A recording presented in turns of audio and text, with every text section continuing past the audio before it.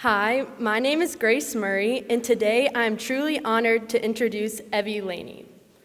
Although she seems like a lifer, Evie came in 7th grade and we quickly developed our friendship. In Miss Ziering's 7th grade class, we were assigned to be partners for a project where we were tasked with putting the poem Casey at the Bat to a song. While other people chose songs such as Twinkle Twinkle Little Star, Evie and I had the brilliant idea of using Eminem's Lose Yourself, much to the shock of Miss Ziering and the class. Needless to say, our music taste has thankfully evolved over the years, but Evie has kept everyone smiling and laughing ever since. So give it up for the kind, radiant, and beautiful Evie Grace Laney.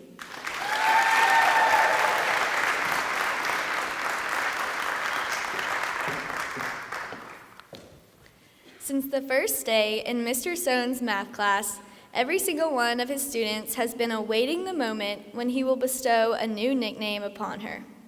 Those of us who are fortunate to have already been given one take on this name for the full 50 minutes of math class each day.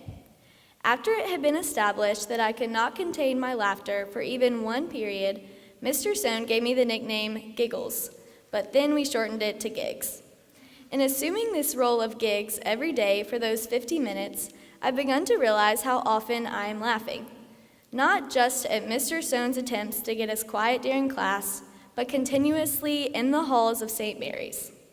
The reason why I find myself laughing so much is because I often find happiness in the little things of each school day. Sometimes it's the fun had with the soccer team, or the help from Miss Loden in math, or when Miss Dunlap makes her brownies, or Miss Levy's weird sayings, or even just the time spent in the senior hallway before class every morning. They all bring happiness to my day. Think about the times you have been happy. In these moments, you might not realize it, but you have made the conscious choice to allow something to make you feel this way.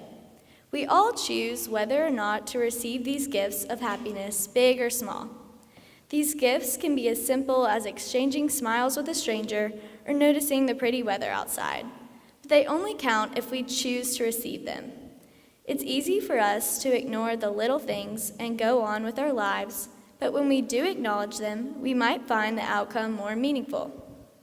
I'm not saying your life will always be completely happy and perfect if you make this choice, but I do believe it's important that we are aware of all the opportunities of happiness around us, especially in times of need. Imagine a time when you worked really, really hard to get a good grade on something, but no matter how hard you prepared, you still found yourself disappointed with the result. I'm no stranger to this situation. For the ACT, I practiced and went to tutors and still could not get the score I had hoped for.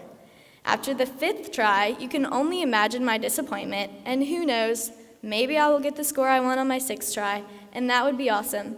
But when I check for my score online and I don't get it, for that short moment I will be disappointed. But I know I will continue to choose to see the gifts of happiness all around me. Like the simple gifts of good conversation with friends, my family's daily group text, and the fun car rides with my younger sister every morning. I can always count on these simple things to brighten my day. And it's comforting to know that I will always have them no matter what is changing around me, especially now when the bittersweet thought of leaving for college comes to mind. It's good to know that these little gifts of happiness will always be with me. As Winnie the Pooh once said, sometimes the smallest things take up the most room in your heart. Thank you.